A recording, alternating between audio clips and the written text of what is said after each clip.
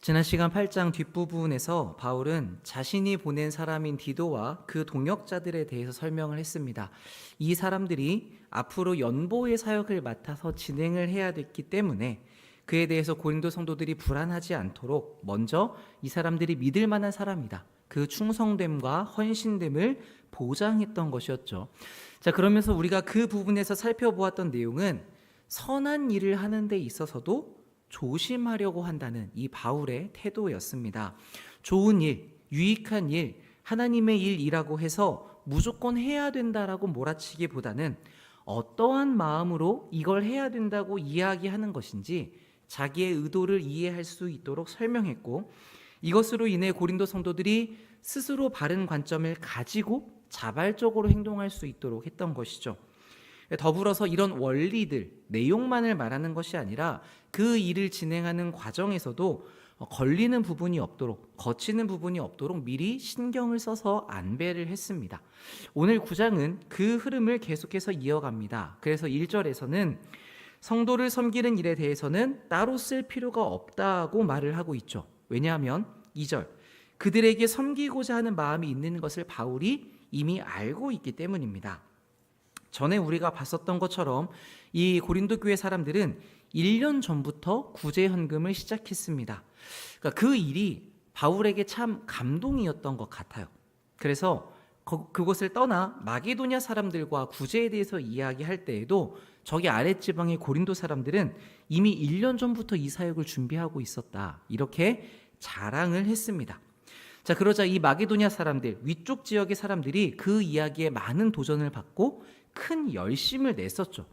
그러니까 바울은 지금 고린도 사람들이 단지 교회 안에서 하고 있는 연보의 사역뿐만 아니라 자기 교회를 넘어서서 더 넓은 지역에서 이루어진 하나님의 사역의 발화점이 되었다고, 큰 동력이 되었다고 칭찬하고 있는 것입니다. 자, 그러면 이 이야기를 듣는 사람들의 마음이 어떠하겠습니까? 우리가 그랬다고 어깨가 좀 올라갈 수 있겠죠. 그러니까 우리로 치면 이런 내용인 것 같아요. 요즘에는 이제 교회마다 예배를 마치고 식사하는 교회가 적지 않습니까? 그런데 우리 교회는 그렇게 하고 있고, 심지어는 많은 분들이 얘기하시는 것처럼 그 밥도 참 맛이 있는데, 자, 거기에 더해서 이런 섬김이 성도들 사이의 교제를 풍성하게 만들어주고 있단 말이죠. 그러니까 너무 감사한 일입니다.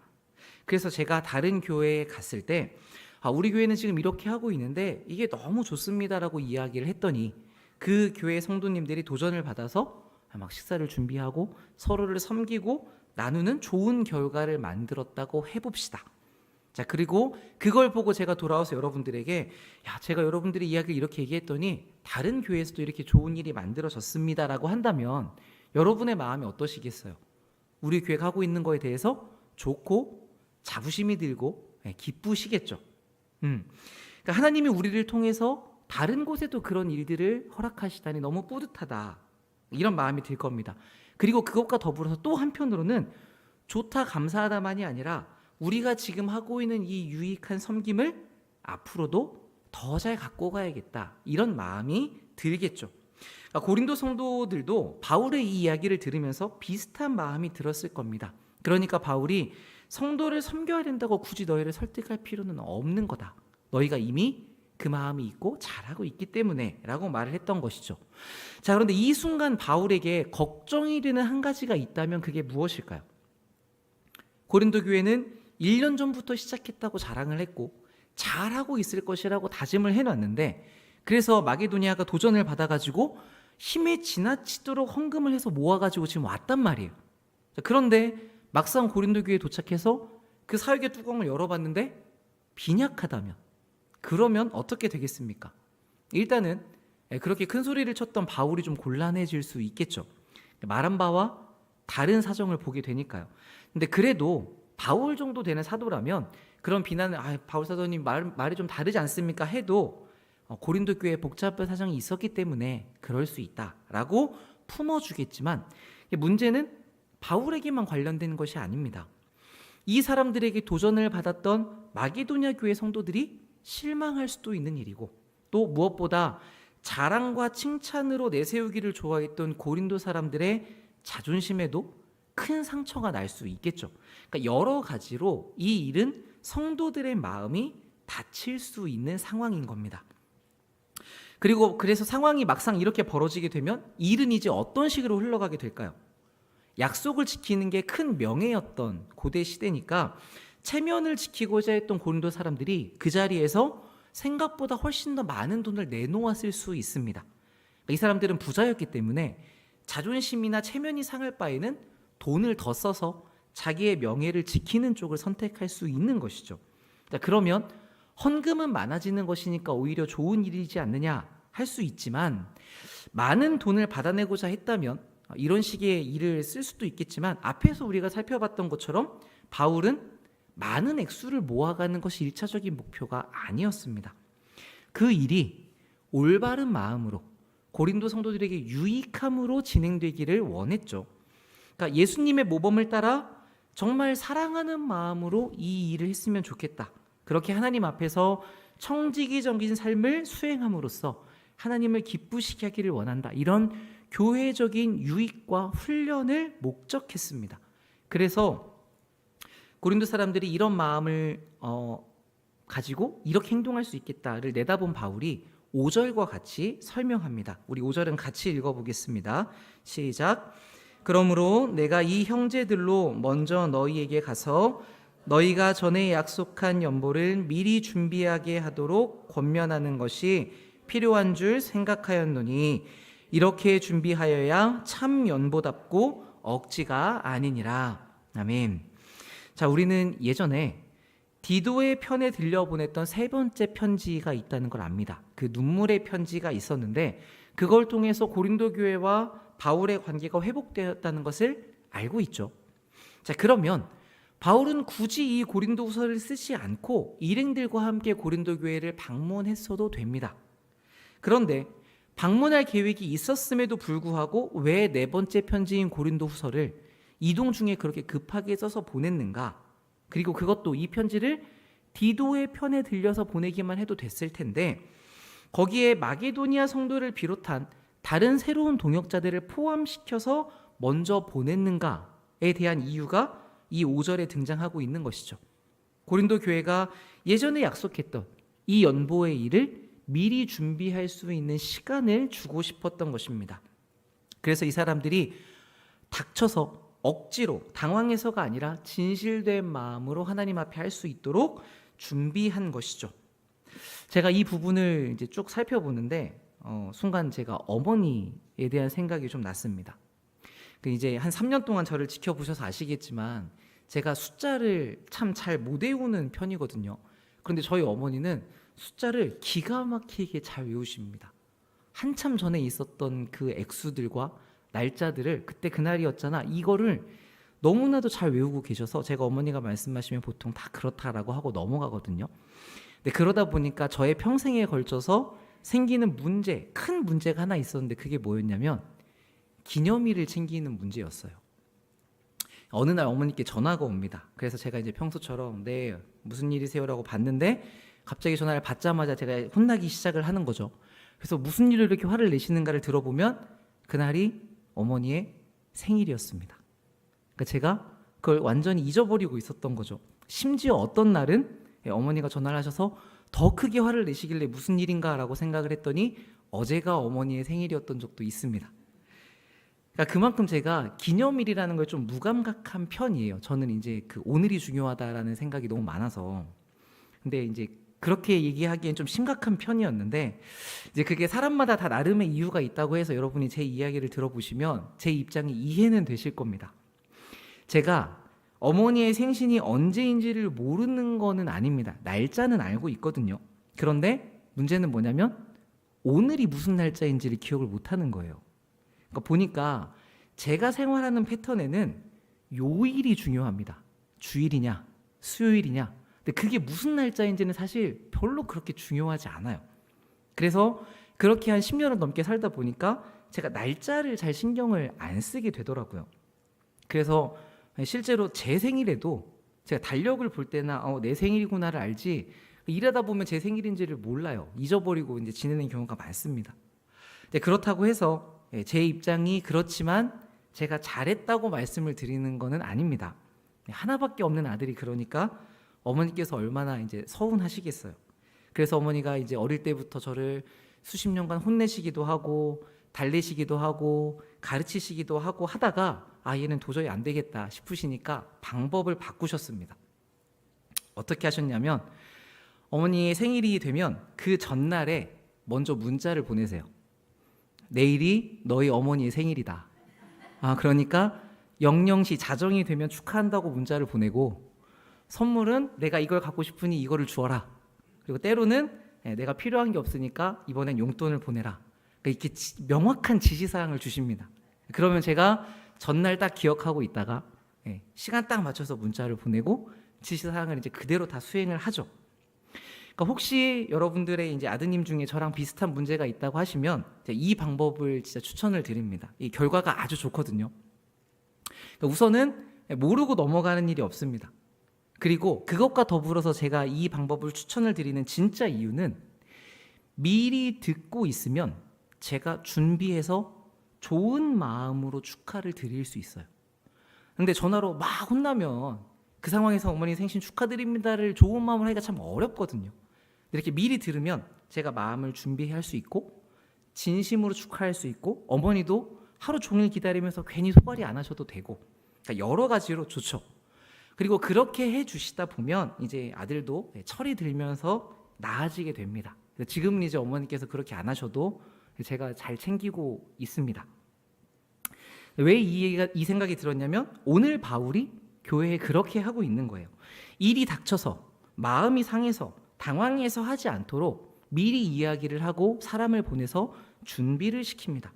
그래서 이 사람들이 예전부터 가지고 있었던 섬기기 때는 좋은 마음으로 이 일을 할 수 있도록 바울이 돕고 있는 것이죠.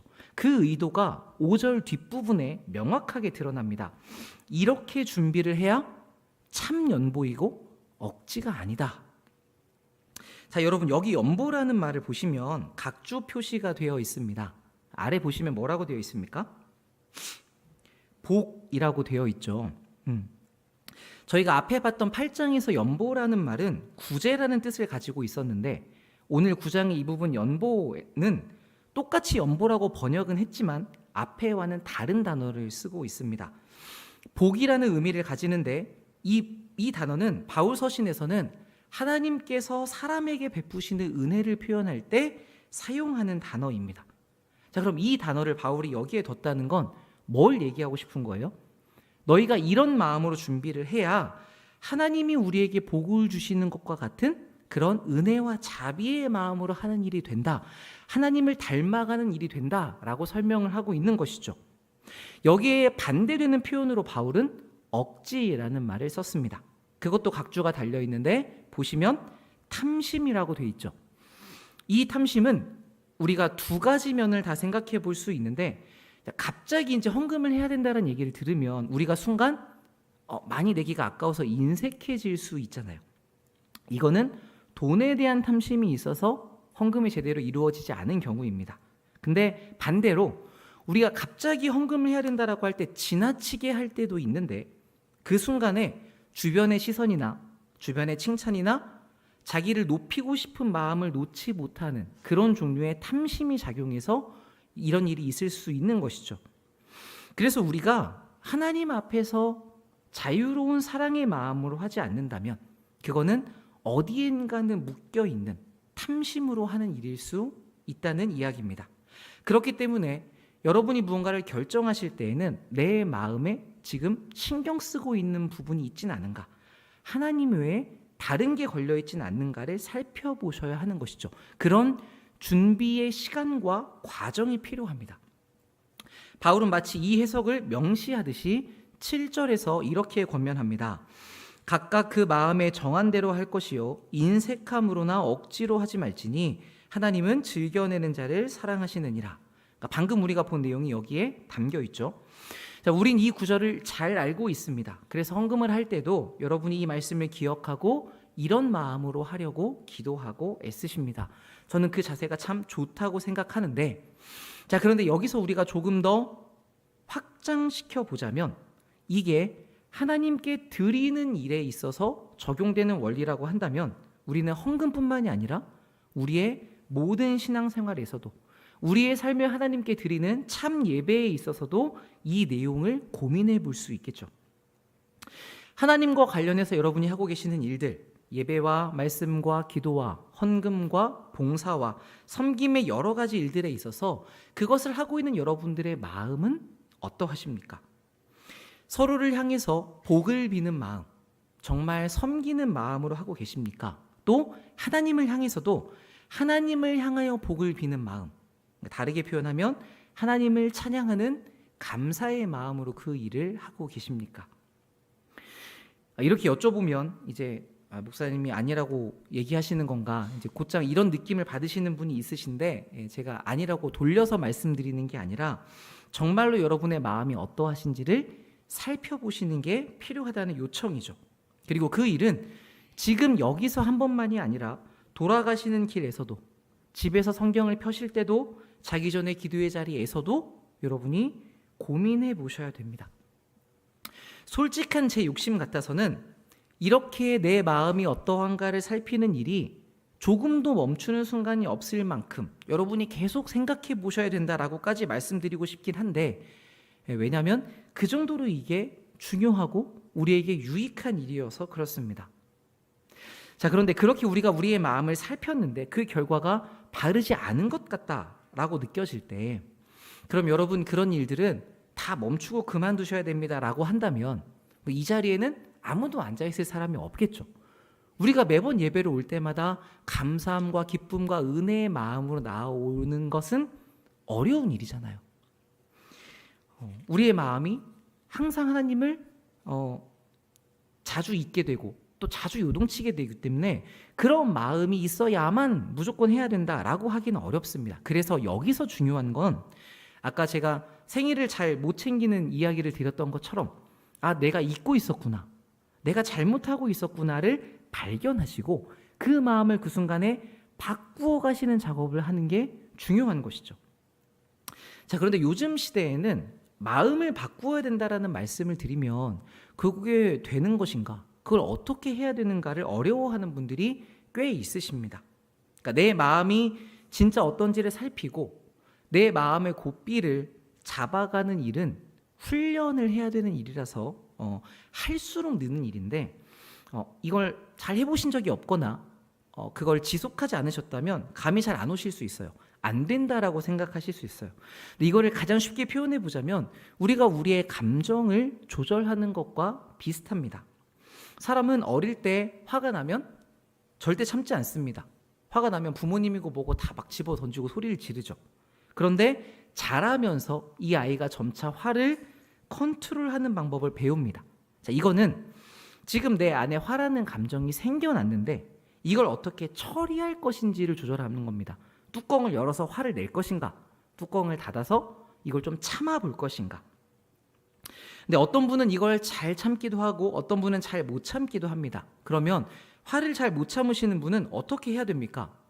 내가 이 화를 좀 참아 보아야겠다고 결정하시고 마음을 바꾸어 먹으려고 해야 이 일이 시작이 되겠죠. 그러면서 우리가 점차 감정을 표현하는 방식을 배워가게 됩니다. 자, 이렇게 내가 나의 상태를 알고 더 나아지는 쪽으로 마음을 먹는 일이 우리가 마음을 바꾸는 일이라고 할 수 있는데, 이런 훈련들을 여러분이 지속하시고 더 발전시켜 가다 보면 감정이 생겼는데 뚜껑을 열 것인가 닫을 것인가만이 아니라 내가 이렇게 속에 화를 담고 있어서는 유익한 게 없겠구나, 이 감정을 바꾸어 보자라고 우리의 감정 자체를 다룰 수 있게도 되고, 때로는 내가 이렇게 지금 화를 내는 게 그럴 만한 일이었나, 내가 좀 지나쳤구나, 스스로의 마음을 보고 인정하고 그리고 이 방향을 바꾸어서 상대방도 참 어려운 상황이었을 텐데 그 입장을 들어보자 하면서 대화를 청하고 서로의 마음을 나누고 이해해가는 식으로 우리 마음의 방향성 자체를 변화시켜 가는 일도 가능합니다. 이런 일이 될까 싶으신데, 여러분 이게 해보시다 보면 조금씩 달라지게 되고 그게 쌓이면 여러분이 생각하시는 것처럼 정말 내가 이 마음을 바꿔 먹을 수 있구나라는 데까지 올 수 있는 것이죠. 그래서 우리는 실제로 내 마음이 무엇인지를 보고 바꾸어가는 이 연습을 해보셔야 됩니다. 제가 왜 이걸 그렇게 중요하다고 말씀을 드리냐면 언제나 우리가 사단과 싸우는 전쟁터가 우리의 마음이어서 그렇습니다. 그러니까 이 훈련이 되어 있지 않으면 우리는 한순간 기분이 상해서 예배를 망쳐버리게 되고 잠깐 화가 나서 유익한 시간을 날려버리게 된단 말이에요. 그러니까 그렇게 상황 몇 번이 흔들려서 마음이 불편하게 되면 때로는 좋은 마음으로 교회에 왔는데 어떤 사람이 나를 보는 눈빛이 마음에 안 들어. 여기에 마음이 휩쓸려가지고 그날 하루를 다 날려버리는 경우가 있습니다. 그러니까 우리는 기분이 나쁘면 마음이 상하면 다 놔버리는 경우가 많거든요. 그러면 어떤 마음으로 그렇게 하시는지는 저도 충분히 이해가 되지만 그러면 누구만 좋냐면 결국은 다 원수인 사단만 좋아할 일이죠. 그러니까 우리가 마음을 변화시키는 연습을 하다 보면 마음이 불편해도 이게 나한테 유익하지 않다라는 걸 알고 다루고 바꾸어가는 능력이 길러질 수 있습니다. 여기서 우리가 많은 유익을 얻을 수 있는 것이죠. 이런 면에서 마음을 바꾸어가는 노력과 훈련이 필요하다는 말씀입니다. 그러니까 여러분이 지금 안 하고 계시는 일을 무언가 해야 될 것 같다라고 싶으실 때는 기도하면서 하나님 주신 말씀으로 자신을 설득하시고 용기를 내서 그 일을 시도해 보시면 좋고 지금 하고 계시는 일들에 대해서는 내가 하나님 앞에서 어떤 마음으로 이걸 하고 있는가 그냥 타성에 젖어서 하기보다는 그때그때마다 마음을 살피고 점검하셔서 바르게 잡아가시면 좋습니다. 다 아시죠? 다 아시고 해보지만 안 돼서 힘들고 저도 이렇게 얘기하지만 어제만 해도 아무것도 안 했으면 좋겠다 싶은 마음으로 이 설교를 준비하다 보니 이런 내용이 더 나오게 된 것 같은데 그때마다 제가 하는 생각은 뭐냐면 하나님께 투정 부리죠. 하나님 못하겠습니다. 힘듭니다. 어렵습니다. 근데 그 뒤에 항상 붙는 게 뭐냐면 그래서 주님이 계시고 그래서 성령님이 함께 계신다는 내용이에요. 우리의 힘으로 안 되죠. 해보려고 하지만 어렵죠. 그런데 그렇기 때문에 하나님이 돕는다고 이야기하시고 내가 지켜준다고 얘기하시고 책임진다고 약속하십니다. 그러니까 우린 이걸 기억하면서 그때마다 주시는 하나님의 음성과 말씀을 따라 기도로 내 부패한 마음과 싸워가는 일이 필요합니다. 이 방향을 여러분들이 놓치지 않으시면 좋겠습니다. 바울이 그래서 그 과정에서 하나님의 사랑이 함께한다라고 그렇게 우리에게 말해주는 것이죠. 그리고 그뿐 아니라 방금 여러분이 들으신 것처럼 그런 우리의 노력을 하나님께서도 도우신다고 격려합니다. 그게 8절의 내용입니다. 같이 한번 읽어보겠습니다. 하나님이 능히 모든 은혜를 너희에게 넘치게 하시나니 이는 너희로 모든 일에 항상 모든 것이 넉넉하여 모든 착한 일을 넘치게 하려 하심이라. 아멘. 자, 여러분은 모든 일에 항상 넉넉하다라고 여기고 계십니까? 저도 방금 말씀드렸지만 그렇지 않은 때가 많은 것 같아요. 그래서 도울 사람은 참 많고 하나님 정말 많이 돕고 싶습니다라는 마음은 있는데 거기에 뭐가 붙냐면 그런데 주님 제가 넉넉하지 않아서 이게 넉넉하게 도울 수가 없네요라는 얘기가 항상 붙죠. 아마 모든 사람은 자신을 볼 때 항상 부족하다고 여길 겁니다. 우리는 내 능력을 보아도 부족한 것 같고 내 재산을 보아도 무언가 모자라는 것 같고 내 키나 내 얼굴을 보아도 부족하다고 여깁니다. 그래서 우리는 하나님께 항상 달라고 자주 기도하는데 바울은 오늘 본문에서 순서를 바꾸어서 이야기를 하고 있죠. 하나님은 우리가 넉넉해서 착한 일을 넘치게 할 수 있도록 모든 은혜를 넘치게 주신다고 이야기합니다. 여기서 일단 우리는 은혜를 주시는 목적을 발견하게 됩니다. 은혜를 주시는 결과물은 뭐냐면 선한 일이 넘치게 되는 것입니다. 그러니까 은혜 받았어, 너무 좋았어로 끝나는 것이 아니라 그 은혜가 일을 해서 하나님이 원하시는 착한 일을 만들어내는 열매까지의 목적이 있는 것이죠. 자, 그런데 이 말씀과 우리 마음 사이의 거리감은 무엇이냐면 이 말씀대로라면 지금 우리의 삶에는 넘치고 있어야 되잖아요. 근데 우리는 넘치고 있다고 느끼지 못한단 말이에요. 그래서 이 말씀이 잘 와닿지 않는데 그때 10절의 말씀이 필요합니다. 심는 자에게 씨와 먹을 양식을 주시는 이가 너희 심을 것을 주사 풍성하게 하시고 너희 의의 열매를 더하게 하시리니. 자, 만약에 우리가 농부라고 예를 든다면 하나님께서 농사를 지을 씨와 또 우리가 먹을 양식을 공급해 주신다고 이야기하고 있죠. 그리고 그렇게 기본적인 것만 공급하실 뿐만 아니라 그래서 우리가 뿌린 씨, 우리가 일하는 일에 대해서 하나님이 풍성하게 만들어 주신다, 도우신다고 이야기를 합니다.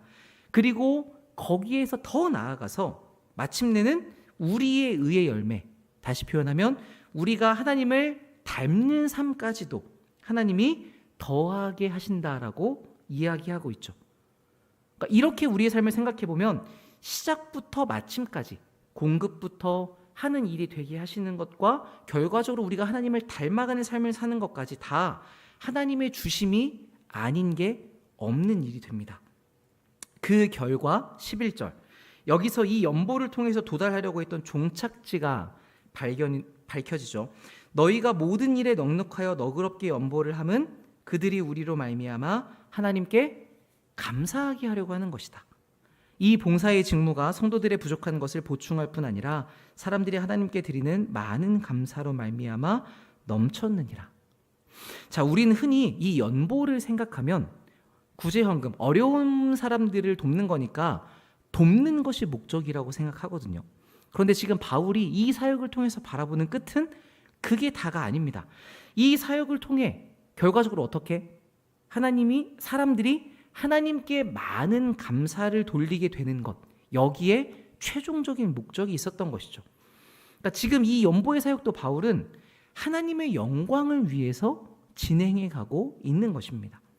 자, 그럼 이 사람들이 어떤 감사의 내용으로 하나님께 영광을 돌릴 것인가? 우리는 일단 어려운 중에 도움을 받았으니까 기도의 응답이다, 하나님이 채워주셨다, 이런 내용이 클 것이라고 생각하기 쉬운데 13절을 보시면 연보라는 이 확실한 사랑의 증거를 통해서 도움을 받은 예루살렘 교회가 그 멀리 있는 이방인들이 그리스도의 복음을 믿고 복종하는 것으로 인해 하나님께 영광을 돌리게 된다라고 표현합니다. 특별히 여기서 복음을 믿고 복종한다고 이야기한 건 복음인 예수 그리스도의 죽음과 부활이 유대인들만이 아니라 이방인들까지를 포함한다는 내용이고, 그 결과 이 이방인들이 유대인과 한 가족이 돼서 서로를 돕고 섬기는 연보를 보낸 이 사건이 그리스도의 사랑을 따른 복종이었다고 분명하게 보여주고 있는 것이죠. 그래서 바울은 14절에서 이 연보로 인해 예루살렘 교회가 하나님이 너희 안에 두신 은혜를 인정하고 너희를 위해 기도하고 너희를 사랑할 것이라고 말합니다. 이 마지막 부분에서 우리는 연보의 사역이 많은 돈을 보내거나 사람을 돕는 거나 여기에 핵심이 있지 않다는 것을 확실히 보게 되죠. 더 중요한 것, 더 목적했던 바울의 핵심은 어디에 있습니까? 유대 교회와 이방인 교회가 그리스도 안에서 한 몸이 되었다는 그 연합의 의미입니다. 연보는 그걸 나타내는 수단인 것이죠. 그리스도를 머리로 하는 교회와 교회 사이에 서로의 사랑의 나눔과 공급이 오가고 있다는 것이 이 연보의 사건을 통해 드러나고, 이로 인하여서 이방인들을 인정하지 않았던 유대 교회가 그들까지 한 마음으로 연합체로 품게 되고 그렇게 하나님께 영광을 돌린다. 이게 바울이 연보의 사역을 통해서 바라보았던 마지막 도달지, 종착지였습니다. 여러분들 그 사도행전을 보셔서 아시겠지만 예루살렘의 유대인들이 이방인들을 되게 싫어했거든요. 그래서 이방인들에게 복음을 전하는 바울을 따라다니면서 많이 방해했습니다. 그러니까 이 양쪽의 입장을 다 알고 있는 바울의 상황에서는 이 연보를 통해서 이방 교회와 예루살렘 교회가 서로를 한 교회로, 한 공동체로 인정하게 됐다는 것이 너무나 큰 감동이었을 겁니다. 그러니까 우리도 그 평생 싸우던 두 사람이 친해지게 되면 교회 안에 그만큼 기쁜 일이 없잖아요. 얼마나 감사한 일입니까? 그러니까 그 마음을 바울이 15절에서 이렇게 표현하고 있는 것이죠. 말할 수 없는 그의 은사로 말미암아 하나님께 감사한다. 우리도 매번 하나님의 은혜를 이야기하고 노래하는데 정말 큰 하나님의 은혜를 경험하게 되면 말할 수 없어서 입을 다물게 되는 순간이 생깁니다. 말로 표현하는 순간 뭔가 잘 표현되지 않는 것 같아요. 그래서 말로 다 할 수 없다고만 이야기하면서 그저 하나님께 감사에 감사를 더하게 되는데, 이런 하나님을 향한 확장들이 우리의 삶에도 일어나면 좋겠습니다. 왜냐하면 지금 바울은 연보의 사역에서 시작해서, 그러니까 한 사역으로부터 출발해서 말할 수 없는 하나님의 은혜까지 도달하고 있거든요. 마찬가지로 여러분들도 여러분이 하고 계시는 사역, 뭐 교사와 주방과 주차봉사와 여러 가지들이 있잖아요. 그 한 가지의 사역에서 시작해서 이 말할 수 없는 하나님의 은혜까지 도달할 수 있는 것이죠. 일뿐만 아니라 여러분이 있으시는 가정, 또 여러분이 섬기는 세상의 일들 속에서도 하나님이 시작하셨고 공급하셨고 하나님을 드러내기 위해서 내게 많은 은혜를 베풀어 주셨다. 심지어 나아가서 이 모든 일을 통해 내가 하나님을 닮는 열매를 맺도록 만들어 가신다. 이 이야기를 하고 있는 것이기 때문에 여러분의 삶에서 하나하나 이 내용을 하나님과 연관지어 생각해 보시고 발견하셔서 여러분이 계시는 모든 공간과 순간들이 하나님의 은혜라는 것을, 그 말로 다 할 수 없는 하나님의 은사의 충만함이라는 것을 더 많이 느껴가셨으면 좋겠습니다. 그래서 여러분의 모든 삶이 하나님의 은혜로 더 많이 채워지는 그런 복된 인생이 되시기를 주님의 이름으로 축복합니다. 아멘. 우리